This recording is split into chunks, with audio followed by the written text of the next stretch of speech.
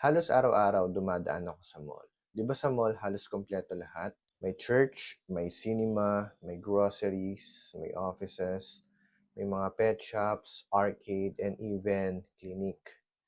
Pansin ko lang, bakit habang dumadami yung mga hospitals natin at mga healthcare center, dumadami rin yung mga pasyente o yung mga nagkakasakit? Here's what I found out. Number one, mas gusto kasi ng tao ngayon yung mga fast-made food kesa sa mga real foods. Dito na uso yung mga tinatawag nating processed food. Mas gusto natin yung mga hot dogs, gusto natin yung mga ready-made heating foods, at yung mga instant na foods. That's why yung nutrition hindi natin nakukuha. Number two is tamad na ang mga taong magluto. Ang gusto ng tao ngayon is instant. Dito ngayon naging in demand yung mga fast food chains at mga convenience stores. So mabilis mo lang sila mabibili, luto na sila kaagad at kakainin mo na lang kaagad yung mga pagkain na to. Not knowing na yung mga fast-made food na to ay halos wala rin kayo nakukuhang nutrisyon.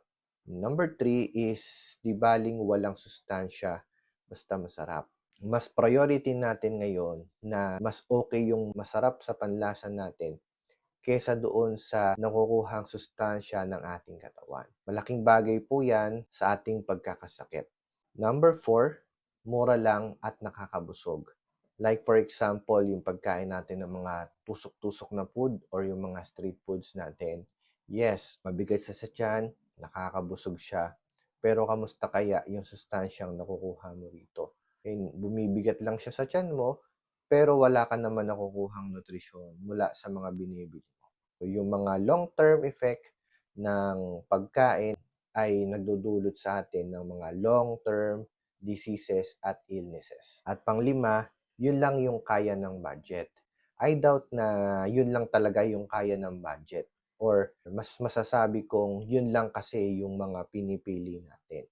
So marami naman mga pagkain na may value sa murang halaga. So hindi tayo pwedeng mag-stick dahil sabi natin na yun lang yung kaya ng budget natin. Bottom line, tayo pala yung gumagawa ng ating mga sakit. At kung may mga dahilan, meron din naman tayong mga paraan paano may iwasan yung mga ganito. Number one is prevention. Kung ikaw ay puyat, itulog mo yan. Kung ikaw ay gutom, ikain mo yan ng tama. Kung ikaw ay uhaw, uminom ka ng maraming tubig. Kung ikaw ay stress, pwede kang maglakad at pwede kang mag-exercise. Yan yung mga simpleng paraan natin kaya hindi mo pwedeng sabihin na hindi mo kayang alagaan ang iyong pangangatawan. Dahil yung mga bagay na yan, napakasimple lang. Kailangan lang talaga natin ng disiplina. Number two, maglaan ng budget para sa healthcare. Kung ikaw ay may budget pang inom, pang party-party, pang gala, at kung ano-ano pang mga kaluan sa ating buhay, dapat meron ka ring luho para sa iyong kalusugan. So, yung pagbabudget mo para sa iyong healthcare, kasama po yan sa iyong mga priority. Number three, mind your own body. Yung katawan natin, hindi naman tayo magkakasakit basta-basta. Magpaparamdam muna to na meron ka ng sintomas ng magkakasakit ka. So, pag itong mga early signs and symptoms ay hindi natin pinansin, ito na yung nauuwi sa mga malalalang sakit. So, prevention is always better than cure.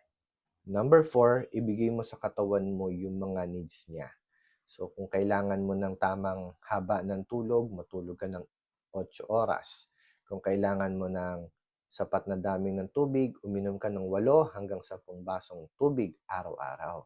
At dahil hindi natin nakukuha yung mga sapat na nutrisyon galing dun sa ating mga kinakain, dito na rin papasok yung pagbibigay mo ng extra dose of nutritions like vitamins and mga food supplements like Sante Bardi. Dahil ang mga supplements na to, it's a necessity nowadays. And number five, magpagamot ng tama kung may sakit.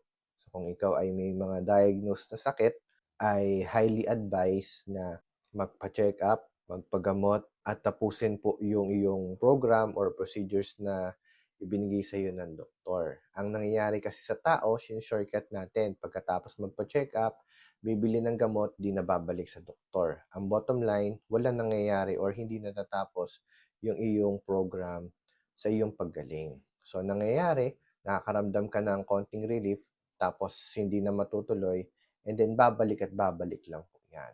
Much better pa rin na magpatingin kayo ng maayos at gawin nyo po yung necessary programs and procedures na ibibigay sa inyo ng inyong mga doctors na sa ganun makuha nyo po yung inyong best result. In the end of the day, choices and decisions pa rin natin ang mga bagay na yan. Just make sure na yung mga gagawin mong decisions is ready ka rin sa mga consequences.